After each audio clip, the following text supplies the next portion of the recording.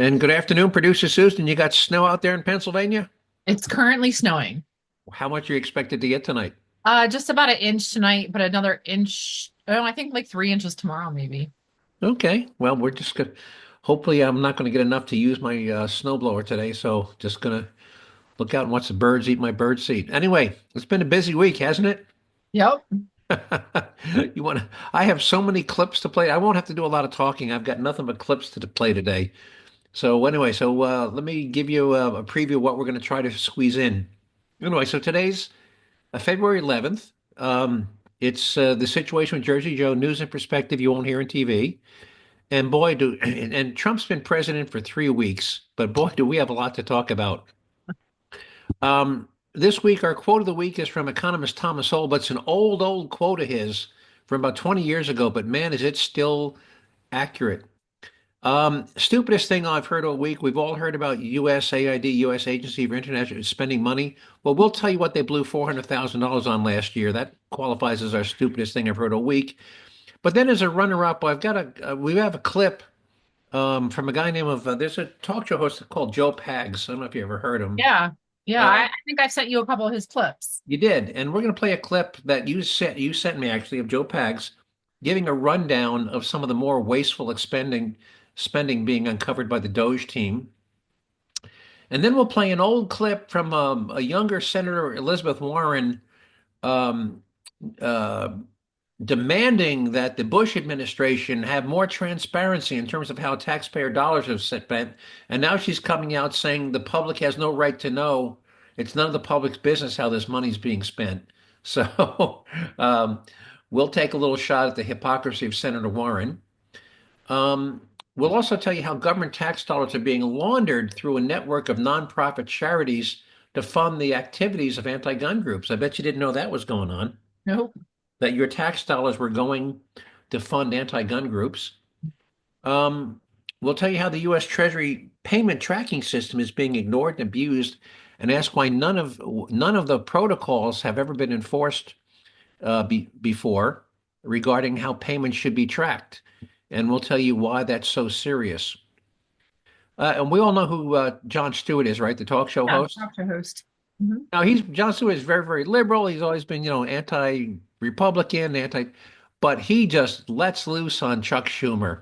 Chuck Schumer's been behaving like a real asshole, and even Jon Stewart had took on Chuck Schumer and just lampoons the hell out of Chuck Schumer. We'll play that clip. And we all remember Luigi Mangione, right? The guy that shot the Yeah. United Healthcare CEO in the bank. Well, we'll Mhm. tell you how much money has been donated through a GoFundMe to his legal defense fund. Can you believe that people are out there donating Yeah. uh, I just don't understand why incredible everybody, amounts of money to his legal defense fund? people's fascination with him. I just don't understand. You and I both. And by the way, many of these same people are anti-death penalty, but oh, Luigi Animo, no, we'll support you. We think what you did is good, but no, we're opposed to the death penalty. And time permitting, we'll tell you how an armed private pilot stopped the hijacking of a commercial flight down in Texarkana, Texas. How about that? An armed private pilot stopping a hijacking. You didn't hear that one on the news, did you? No. Okay, that's why we call it news and perspective. You won't hear on TV. And our taxpayer relief shot, where we will get to an armed thug comes into a barber shop, starts pistol whipping people, and he's got zip ties. He's going to tie up people, taking their wallets. And one of the people he pistol whipped and knocked to the ground happened to be a barbershop employee who, guess what, had his own gun. How do you think that worked out? Yep. Probably not so good. So good. All right. So here's our quote of the week from economist Thomas Sowell. Again, this is a 20-year-old quote, 25-year-old quote. But what he said 25 years ago is still very true today. And here's what he said in 1998. He said, $100 bill would buy less in 1998 than a $20 bill would have bought in the 1960s. That means that anyone who kept his or her money in a safe over those past 30 years would have lost 80% of the value. Can you imagine Mhm. that that $100 bill in 1998 had less spending power than a $20 bill in 1965? Yeah. I You mean, really have to think about that one. just mind blowing, mind blowing. that a $100 bill in 1998 was worth less than a $20 bill in 1960, and that's inflation. And as we all know from Milton Friedman, the only entity that can create inflation is the U.S. government, and they do that by increasing the money supply. We've played that clip from Milton Friedman before that only government can create inflation. Mhm. So, all right, stupidest thing I've heard all week. So, um, U.S. Agency for International Development, USAID. You know what they spent $400,000 on? What? A Gallup opinion poll. We know who Gallup is, right? The Gallup opinion agency. They go around, they do all these political polls. Yeah.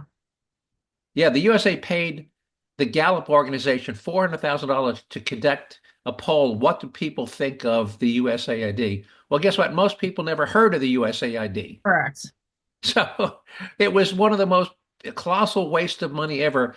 $400,000 on a poll asking people, what is your opinion of the USAID? I mean, like 97% of the people polled said never heard of them. Mhm. So that's just a colossal waste of money. So that was my single stupidest thing. But let me play you Joe Pags now, because he's got a whole bunch of stuff. And here's Joe Pags, radio talk show host. I think his full name is Pagliardo or something like that. They call him Joe Pags. Here we go. This is your money and mine. Even though people are yelling and screaming and getting on microphones and acting like Elon Musk is doing something bad, let's really break down the real numbers. Get away from the noise. Let me give you some actual evidence as to what they're finding that they're spending your money on without telling you.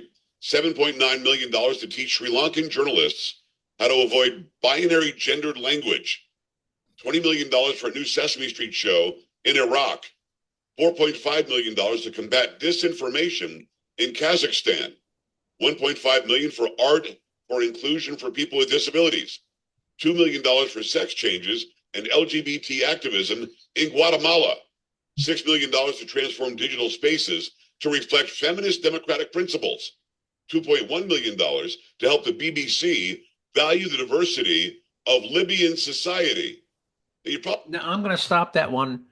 Uh, to help the BB, hang on, value the diversity.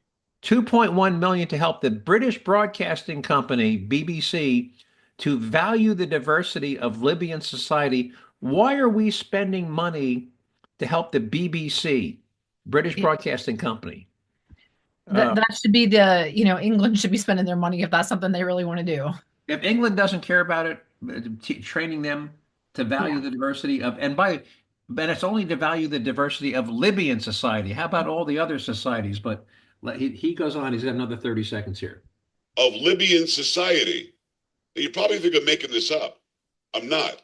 This is your money and mine through USAID, where they don't think they have to answer to anybody. $38 billion a year. $38 billion. How much could that have helped Western North Carolina or Southern California or East Palestine? Really think about it before you buy into the garbage being spewed by the left about how bad this is and Elon Musk is taking your Social Security. None of that's happening. This is what's really happening. I want to keep you informed. Make sure you like this, share this, comment on it, and follow. And by the way, in that 30, I think we mentioned this last week that the HUD, Housing and Urban Development, has estimated that you could house and feed every homeless person in America for 20 billion a year. So you could do that and still have money left over for the 38 to 40 billion a year that the USAID has been pissing away. So that's what I find so aggravating. Um, anyway, so that's Joe Pags. Any comments on Joe Pags? Do you listen to him? I don't I normally. do. I follow him on social media. Okay, well, great. I may have to start listening to Joe. Yeah. All right. Now, so Elizabeth Warren came out last week, and this is a quote. I'm going to blow this quote up. And she said, there's nothing in the Constitution that says ordinary citizens have a right to see what we spend our tax dollars on. I mean, she literally said that on January 30th. And let me read it. There is nothing in the Constitution that says ordinary citizens have a right to see what we spend our tax dollars on. Now, by the way, she's a U.S. Senator and a lawyer. You would think she would know the Constitution because Article 1, Section 9, Clause 7 says, no money shall be drawn from the Treasury, but in Treasury, but in consequence of appropriations made by law, and a regular statement and account of the receipts and expenditures of all public funds shall be published. And That's this it. woman ran for president, by the way. She ran for president, yes. And by the way, and even Clearly not qualified to be president. clearly, no, she doesn't know the Constitution. And not only is it in the Constitution, and again, uh, and a regular statement and account of the receipts and expenditures of all public money shall be public. That goes back to the U.S. Constitution. And then on top of that, you know what the Freedom of Information Act is, Yeah. the FOID, and Yeah. you can set it, you can request a freedom if you want to know. Well, you can't get classified. You can't go to the CIA because they'll tell you it's classified. But if you want to know what pick an agency, what the U.S. Department of Agriculture spends their money on, you can request um, a detailed accounting of how they spent their budget last year. And the things that these people are finding that we're being wasteful. I mean, anybody can be finding these things. Right. But now, so here's Elizabeth Warren. So this is now she's saying, no, people don't have the right to know this stuff. Well, let me go back. I'm going to take you back. This is the Wayback Machine. We're going to go back 20 years. And here's Elizabeth Warren from 20 years ago on this same subject, but now she's on the other side of the fence. It's usually because somebody broke some laws somewhere. But if we don't look, if we don't ask, if we don't uncover it and make it all public, we'll never find out.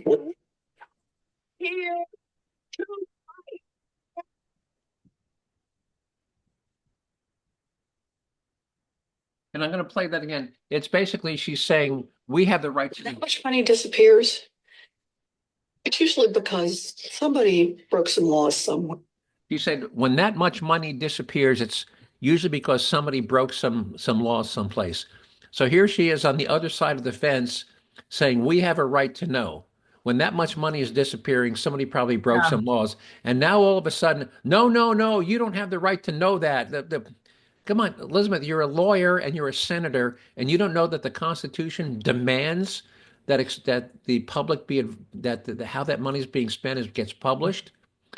So you're either a hypocrite or an idiot. What do you think? Hypocrite, idiot, or both? Maybe a little bit of both. A little bit of both. All right. Well, that's Elizabeth Warren, and we have that clip, and we have we have a meme. What I just said about Article 1, Section 9, Clause 7 of the Constitution. Yeah. If you can put that up on the website. Absolutely. Now, so do you think it'd be appropriate for the federal government to be funding anti-gun group propaganda like Everytown USA? No, they shouldn't be. They shouldn't be. Well, apparently they are, but they're doing it indirectly. And if you want to know how taxpayer funds get channeled to anti-gun groups, like this is not the only one, but like Everytown for Gun Safety, they're the ones that publish these ridiculous statistics like, we've had 400 school shootings this year. We've had 600 mass shootings, all these ridiculous statistics we've talked about. Well, this is how it works. First, the government awards grants to legitimate nonprofit entities that most people wouldn't object to, like the Kaiser Foundation. And I've got a whole, let me bring this chart up here. I've got a chart and you'd say, yeah, that sounds pretty good. Let me bring up this chart and tell you where this money is going. So, it's a big chart. Let me see if I can blow it up. All right. So so like even universities get federal grants. So federal grants to Vanderbilt University, the Tide Center, Kaiser Foundation hospitals, etc. Right? Mm-hmm. Then these groups in turn, they gift some of that grant money to other entities you probably never heard of, like the Schwab Charitable Fund, the Minneapolis Foundation, whatever the hell the Minneapolis Foundation does, the NEO Philanthropy Inc., the Oregon Community Foundation, Community Foundation for the Southeast. You've never heard of any of those things, right? I haven't heard of any of these. Then guess what? Those intermediate groups, they in turn, every single one that I just rattled off, every single one gives money to Everytown for Gun Safety. Every single one. So the group ones organizations, the nonprofits, they get federal grant money. They in turn gift the grant money to those secondary organizations like the Minneapolis Foundation, Oregon Community Foundation. and those intermediate groups in turn launder the money and send it to Everytown for Gun Safety. You know how much money Everytown for Gun Safety got last year? How much? You want to take a wild guess? 4 million, 5 million? A million. Try $33.5 million. Yeah, that's a lot of money. $33.5 million is how much Everytown for Gun Safety got last year. The vast majority of it coming from these gifts and grants from these intermediate. By the way, none of those primary nonprofits that got the taxpayer money, none of them donated directly to Everytown. They all gave it to the intermediate, and then they let the intermediate launder the money to Everytown. $33.5 million went to Everytown for Gun Safety. So it was laundering. It was the laundering of taxpayer money through intermediate. That's how the game. That's a lot of money that could have been used for other things more. Absolutely needed things. Right. Absolutely. So we're talking about waste, fraud, and abuse, and this kind of shocked me. Now, in your job, when you spend money, do you have to say, well, this is for a hotel, this is for gas, this is for a rental car? You have to do that, right? Yep. Because every organization has a budget, and you have what's called a chart of accounts. So when you spend money, and I've belonged to several big organizations and some smaller ones, and we all have a chart of accounts. So when we spend money, we have to classify what it was it spent on office supplies? Was it spent on rent? Was it spent on snow plowing, travel and entertainment, trade shows? You set up what's called a chart of accounts. And that way, if you want to analyze where your money's going and how much more are we spending on travel and entertainment this year versus last year, you can look at these different buckets and you can analyze where your money's going, what's your biggest cost center. What are some of the cost centers you guys deal with?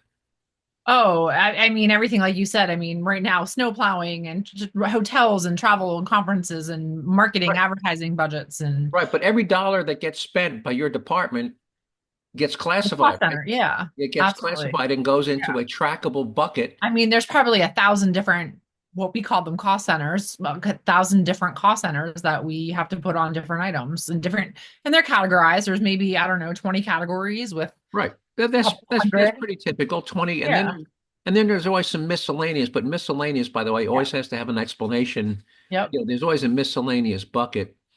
For things that, and I recently was traveling and I went to a place called Miller's Hoagie Shop. Now, what do you think I bought at Miller's Hoagie Shop? A hoagie.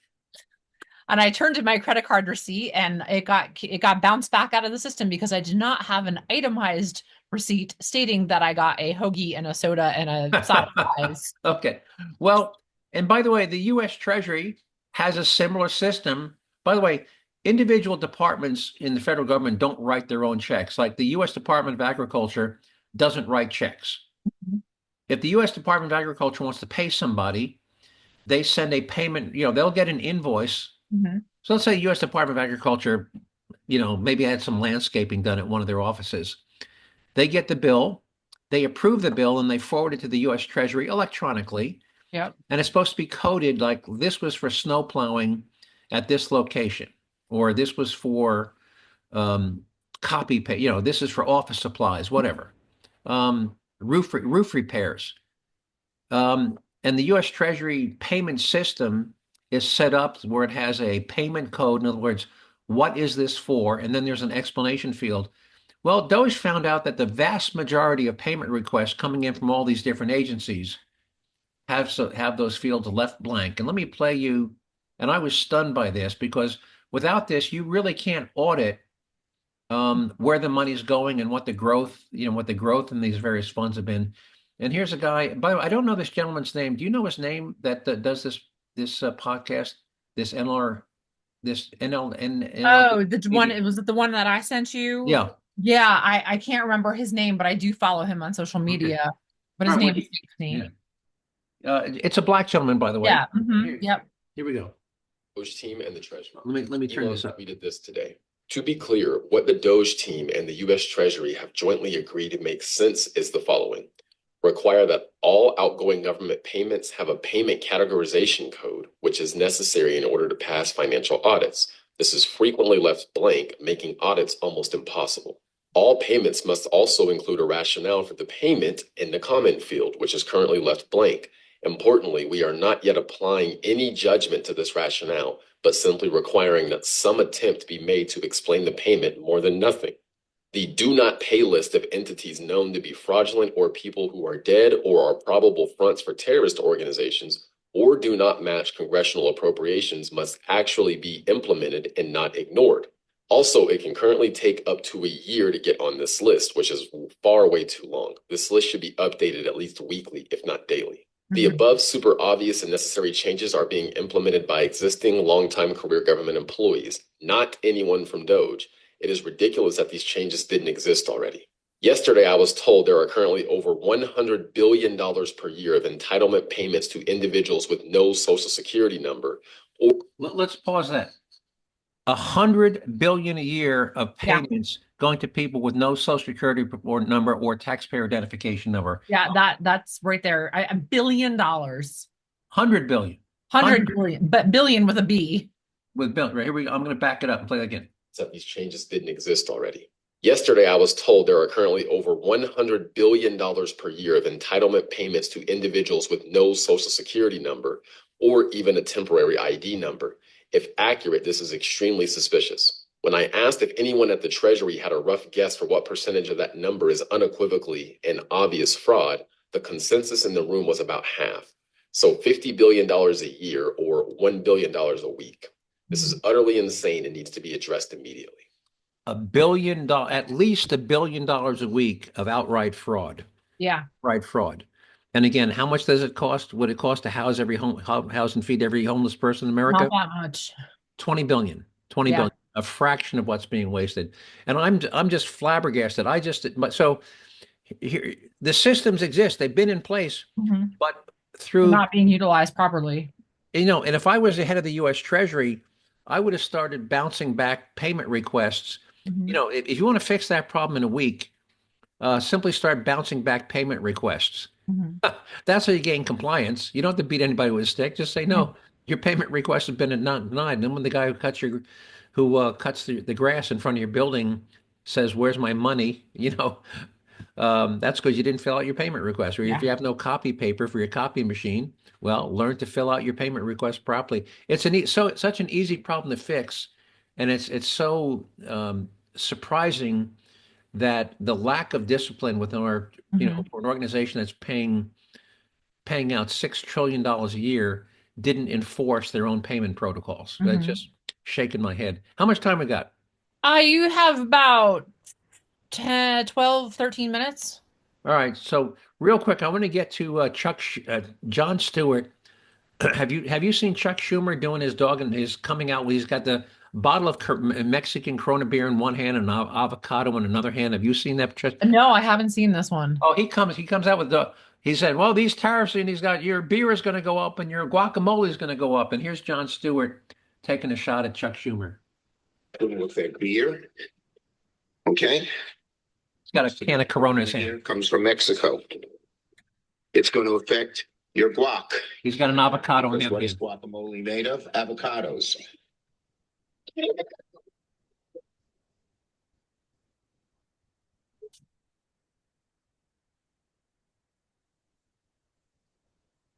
This is Jon Stewart just with luck.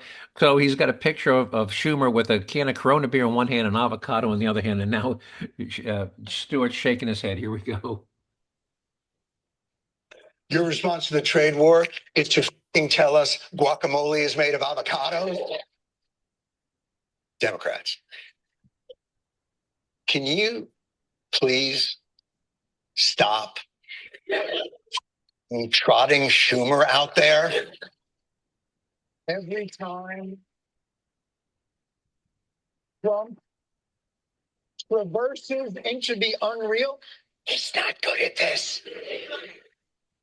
What is the decision-making process here? Hey, who should we get out there to effectively battle one of the most savvy presidential media manipulators in history? I don't know. How about Schumer? He's uninteresting, but at least he's monotone.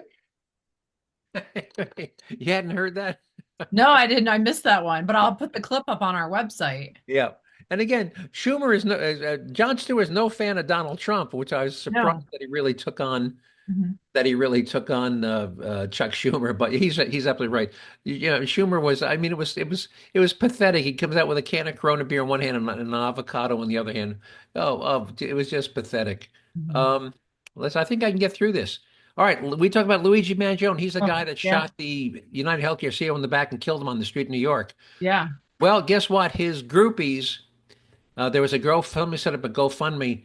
His groupies and supporters have raised. Now, remember, this guy, his parents are loaded. They own a country club and they're incredibly wealthy. It's not like this guy doesn't have money. His Mhm. parents are incredibly wealthy.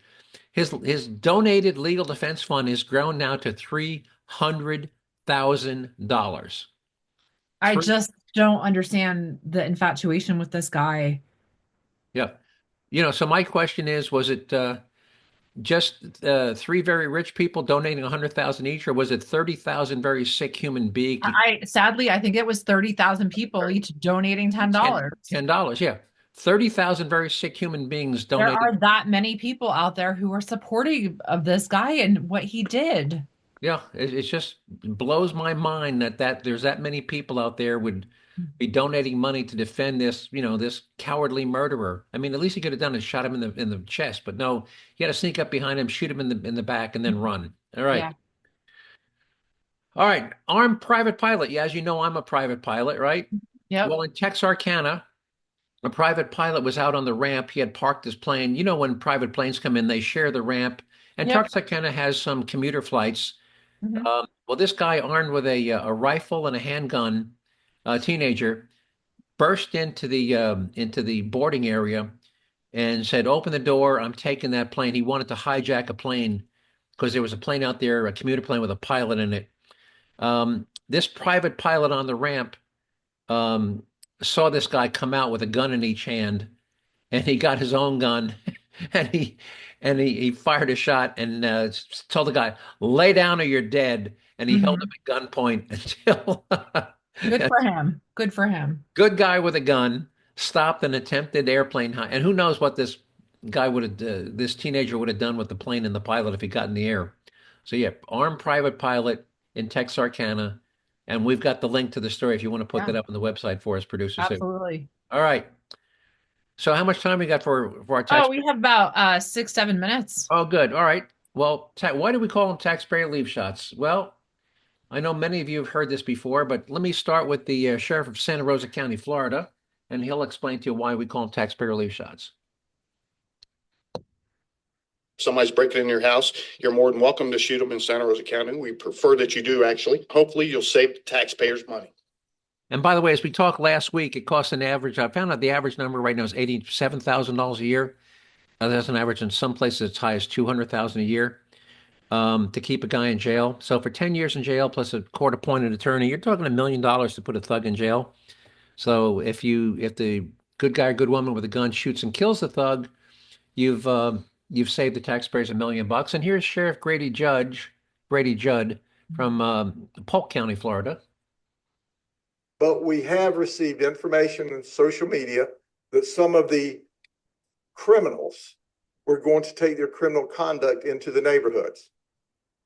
I would tell them, if you value your life, you probably shouldn't do that in Polk County, because the people of Polk County like guns. They have guns. I encourage them to own guns, and they're going to be in their homes tonight with their guns loaded. And if you try to break into their homes to steal, to set fires, I'm highly recommending they blow you back out of the house with their guns. All right, and that was Sheriff Grady Judd. Now, I won't play the ottter one. I want to get right to our taxpayer relief shot. And this comes to us from San Antonio, Texas. And what do we said about thugs in Texas? It's probably not a place where you want to practice your trade. A lot of people carry in Texas. Right, a lot of people care. So here's another thug that decided pick the wrong state to practice his trade in. Here we go. This morning, police say a man is dead after he tried to rob a barber shop. This happened last night around 7:30 on the north side between Blanco and West Road. KENS 5's Earl Stoudemire joins us live this morning. Earl, officers on the scene say that the worker was armed and he was just defending himself and others. Good morning, Barry. You're absolutely right. Police say that the man came into the barber shop and pistol whipped the worker after asking for wallets and purses. And when the worker was on the ground, police were told that the man had zip ties and that he was threatening to tie up a female worker. So in that moment, police say the worker, who had a concealed weapon, decided to protect himself and others in the store. Now, this is the worker that had been pistol whipped and is lying on the ground bleeding from the head because he got pistol whipped, right? He's lying on the ground. Yep. A person comes in and starts trying to subdue their victims and then produce zip ties. That means at that point, the victims are then they're rendered helpless. They're at the mercy of the suspect, and he had every right to use deadly force to defend himself and his coworkers' safety. Police say this attempted robbery happened last night around 7:30 at a barbershop in the 2000 block of Bassey Road. When officers showed up, they say they found the alleged robber with several gunshot wounds. He was taken to the hospital and pronounced dead. Police are looking through surveillance to see what exactly happened, but right now, the worker isn't facing charges for deadly force. So now we're working to find out the identity of the alleged robber. So whenever we get any more info from the medical examiner's office, we'll be sure to keep you posted. Yep. So the guy's lying on the floor bleeding, but he's got his own gun in his pocket. And now the thug didn't wind up, maybe he was DRT, but they took him to the hospital where they pronounced him DOA. And by the way, they say barbershop, it was a combination barbershop, beauty salon. That's why there were women in there. So it could have been a really bad situation. Yeah. So thank goodness for the good guy with the gun. Too bad. You know, the old, you know what FAFO stands for? No. It's called, because somebody said this about Trump. FAFO, it means F around and find out. Oh, yeah. Around and find out. Well, this, because that's when the president of Colombia told the United States their military plans couldn't land there to return their own thugs. Well, he effed around and found out how that works. Well, this thug effed around and found out what happens when you do that in Texas. All right. Producer, anything else? Producer? Yeah, thoughts on the Super Bowl? You know, did I tell you last week that I had $100 bet on the Eagles to win? Yep. So I went over and cashed my ticket. It paid $550, just under the $600 IRS limit. So I thought it was, as you're probably aware, in the fourth quarter, the Eagles put in their second string quarterback. They started to give, and some of their other second string players too. So the Chiefs, though, although they lost terribly, they scored more points in the second half than the Eagles. Yep. Yeah. Well, of course, again, the Eagles said, "Hey, we got this. Let's give some of the other guys, a chance so they can say they actually played in the Super Bowl." Yeah. Right. And what was your favorite commercial?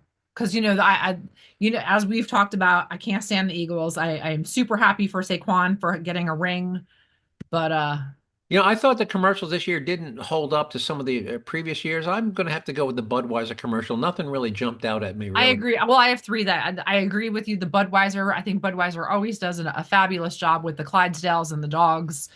The Hellman's mayonnaise with Meg Ryan and Billy Crystal. That was a good throwback to when Harry. Yeah, that was a good throwback, but it just didn't have the zap that some of the other ones did. And then the other one that I liked, the other one that was the Caitlin Clark, the girl power with all the other female athletes. Yeah. I think they got a nice, but yeah.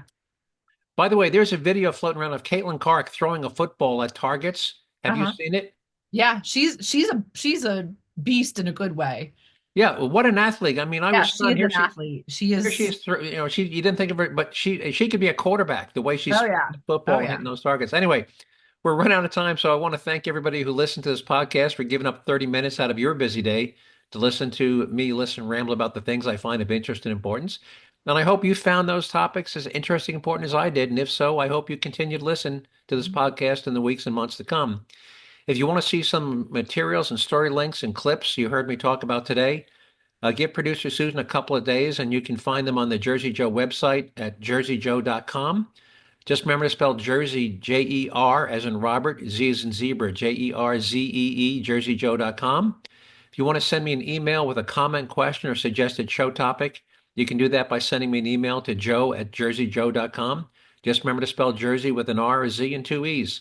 And with that, producer Susan, anything you want to add before we sign off? Yeah, just I'm looking forward to, I wish we'd actually get like a foot of snow, and I'm tired of this like icy snow. Yeah, you and I both. All right. Well, you drive careful tomorrow, and I'll talk to you next week. You take care. All right. Bye-bye.